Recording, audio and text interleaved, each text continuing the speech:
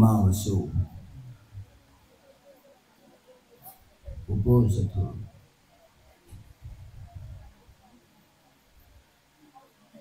या उपोषतामध्ये भगवंतांनी श्रावस्तीला जो प्रामुख्यानं उपदेश बोधंगाचा बोधी अंग हे बोधी अंग धारण करून अनेक उपासक उपासिका भिक्खू भिक्खुनी बऱ्याच संथेनी या वर्षावासाच्या कालखंडात लाभान्वित झाली.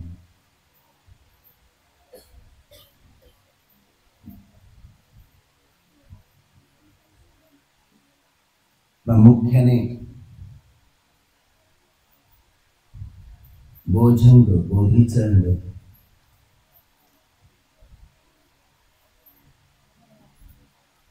सती संबोधन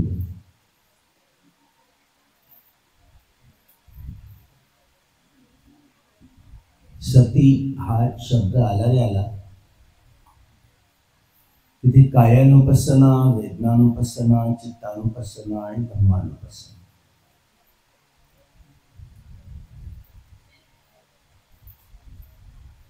कायानुपස්සना करताना वेदना पच्चयापन्या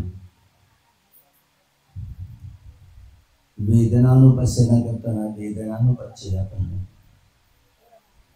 चित्तानुपස්සना करताना वेदनानुपच्चयापन्या धम्मानुपස්සना करताना वेदनानुपच्चयापन्या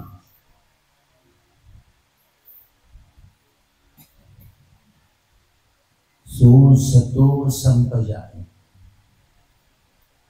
एकदा सती जुळली की संप्रज्ञ मिळतो. अनित्य बोध जुळतो, दुःख बोध जुळतो आणि अनंत बोध येतो. तेव्हा हे बोधीचं अंग पहिलं पूर्ण होतं. या बोधी अंगाची सजावट कायेमध्ये कायेनुपस्सी होऊन विहार करणं, वेदनांमध्ये वेदनानुपस्सी होऊन विहार करणं, चित्तामध्ये चित्तानुपस्सी होऊन विहार करणं आणि धम्मामध्ये धम्मानुपस्सी होऊन विहार करणं.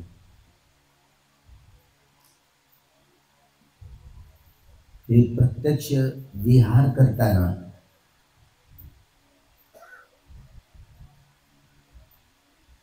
कायेच्या वेदनांच्या चित्ताच्या आणि धर्माच्या प्रती क्षण प्रति क्षण सजगता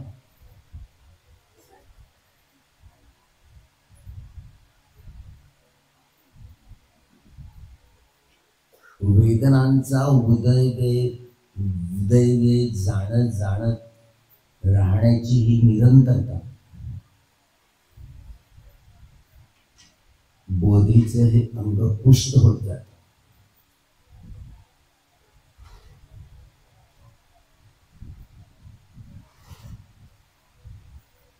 क्रमशः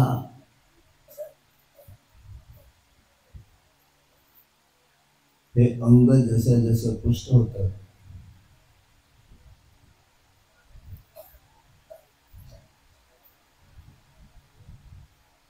धम्म विषय बोध हे शरीर आणि चित्त, शरीर धर्म चित्त धर्म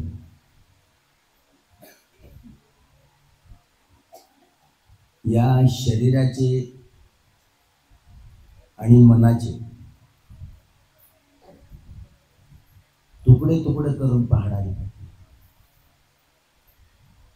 हे शरीर आणि मन अनित्य लक्षणाच्या आधारावर, दुःख लक्षणाच्या आधारावर, अनंत लक्षणाच्या आधारावर तुकडे तुकडे करून पाहणे विजय विजय करणं, ऑपरेशन करणं. तर हे शरीर, या शरीराचे तुकडे करून पाहताना डोक्याच्या टाळूपासून तर ते पायाच्या तळव्यांपर्यंत, पायांच्या बोटांपासून तर डोक्याच्या टाळूपर्यंत या सबंध 3.5 हाताच्या काळीमध्ये एक एका अंगामध्ये मन फिरवत येताना हे स्थूल शरीर आणि स्थूल मन याचे तुकडे तुकडे करून पाडताना जेव्हा हळूहळू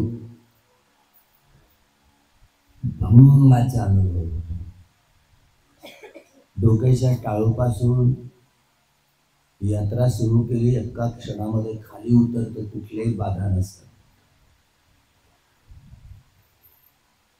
हे स्थूल शरीर आणि स्थूल मन कसं सूक्ष्म झालेलं असतं,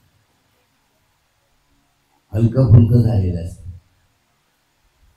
सारं शरीर तरंगित झालेलं असतं, सारं मनही तरंगित झालेलं असतं. हे शरीर धर्म आणि चित्त धर्म, ज्याला हे शरीर अग्निवायू जल आणि पृथ्वी धातूंनी बनलेलं, कधी अग्नी, कधी वायू, कधी जल व कधी पृथ्वी, कुठल्या ना कुठल्या धातूंची प्रधानता घेऊन ती संवेदना उत्पन्न होऊन भरभर भरभर नष्ट होते. हा धारा प्रवाहाचा संपूर्ण प्रपंच, ज्याला हे शरीर अठ्ठकलापांचा प्रपंच आहे. अठ्ठकलाप म्हणजे अग्निवायू जल आणि पृथ्वी धातू आणि त्यांची 4 गुण, या 8ही कलापांनी मिळून बनलेला सूक्ष्माति सूक्ष्म कण, की याचं संश्लेषण, विश्लेषण, विघटन आणि विभाजन करताच येणार नाही, अशा अति सूक्ष्माति सूक्ष्म कणाला अठ्ठकलाप असं तथागतांनी नाव दिले.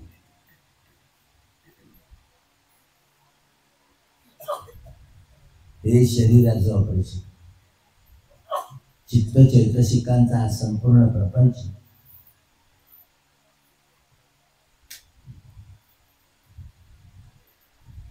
एक चित्त उत्पन्न होताना वेगवेगळ्या चैतसिक सोबत राहतात.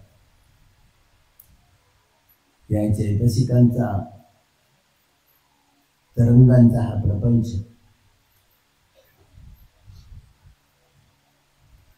तेही उत्पन्न होऊन नष्ट होणं, या चित्तकलापांचा, या रूपकलापांचा हा सारा संग्रह, उदय वे उदय वे उदय वे, हे स्थूल शरीर कसं, स्थूल मन कसं सूक्ष्म झालेलं असतं, हे दुसरं अंग पुष्ट होतं.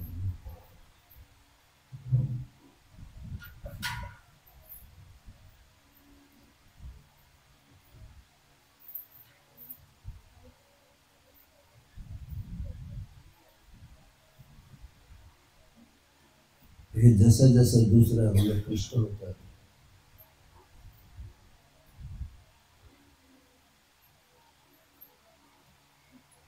वीर्य पोषण, प्रबलपणे अनित्य लक्षण, दुःख लक्षण, अनंत लक्षणामध्ये रमण करण्याची, ज्या अपाय गतीचे जे संस्कार असतात ते प्रामुख्यानं जसे जसे ते शरीरावर उमटतात,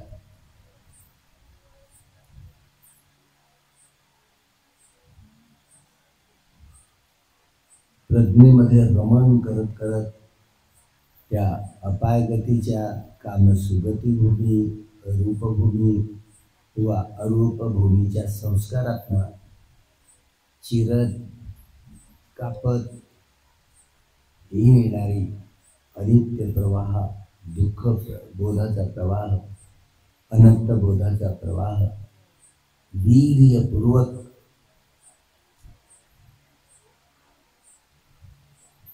सगळ्या संस्कारांचा उच्छेदन करत नाही.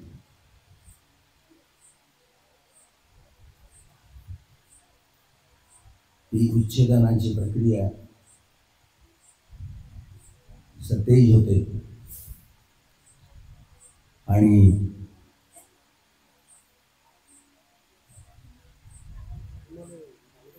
संपूर्ण सारे शरीर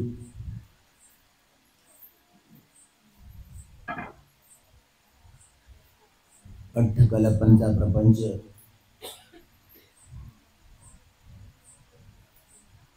हे शरीर आणि मन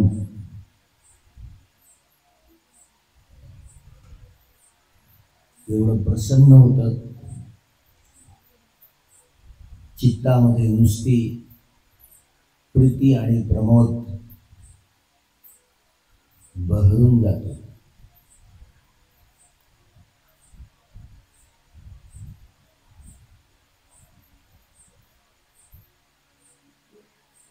आणि अशा रीतीने चौथा अंग प्रीती भोजन संपूर्ण चित्तामध्ये प्रीती प्रमोदाने भरलेलं आहे. उदय दे उदय दे.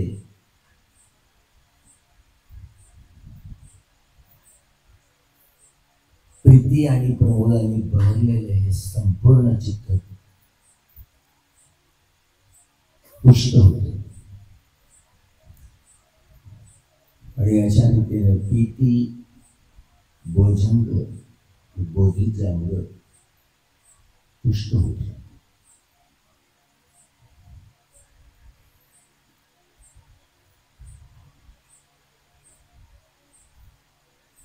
हळूहळू सारे हे शरीर परिश्रद्ध शांत होते. सगळे संस्कार शांत झालेले असतात.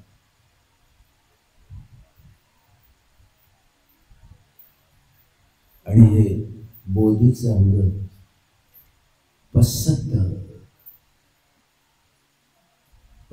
संबोधन सारं शरीर कसं परिशुद्ध होतं, शांत होतं.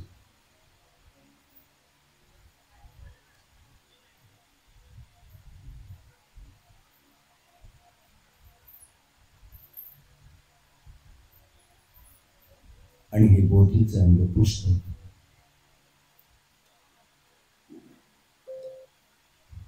हळूहळू समाधी एवढी बळकट होते. क्षणिक समाधीपासून उपचार समाधी, उपचारपासून अर्पणा समाधीपर्यंत ही प्रक्रिया पहिलं ध्यान, दुसरं ध्यान, तिसरं ध्यान, चतुर्थ ध्यान जसं पूर्ण होतं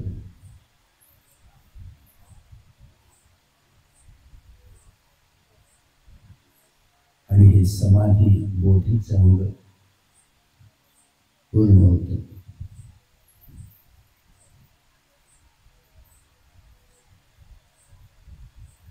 हळूहळू क्रमशः उपेक्षा संबोधन शेवटचं हे शरीर आणि मन याचे तुकडे तुकडे करून पाहताना यथाभूत ज्ञान दर्शन एवढा उपेक्षा भाव परिपूर्ण जो पुष्ट होतो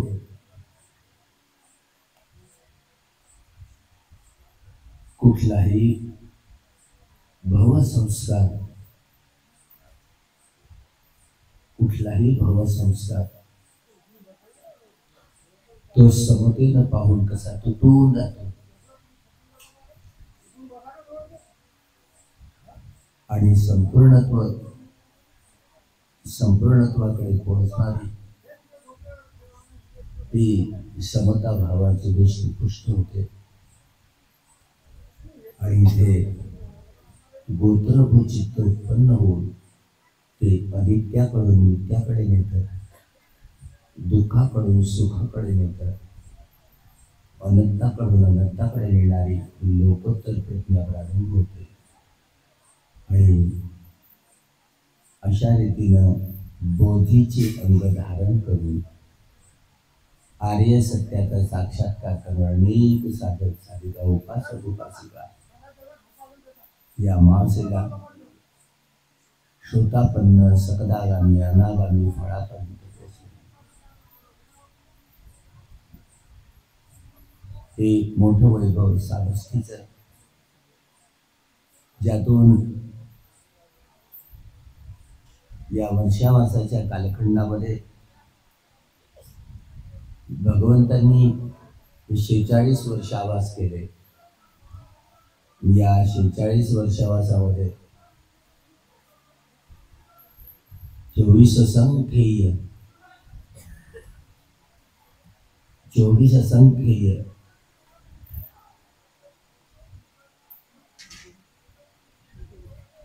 80,000 मनुष्य वा देवता लोकांना लाभ झाला. उरलेला हा जो कालखंड आहे त्यामुळे ज्यांचं ज्यांचं पुण्य असेल ते लाभान्वित होतील. बुद्ध शासनात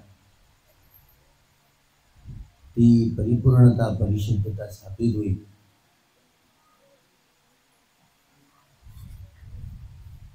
ती स्थापित हो.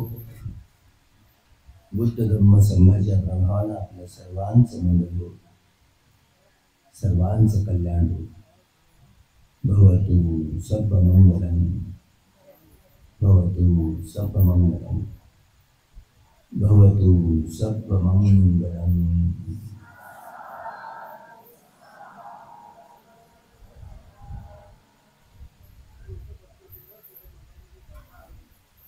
बुद्धं नमः, धम्मं नमः, संघं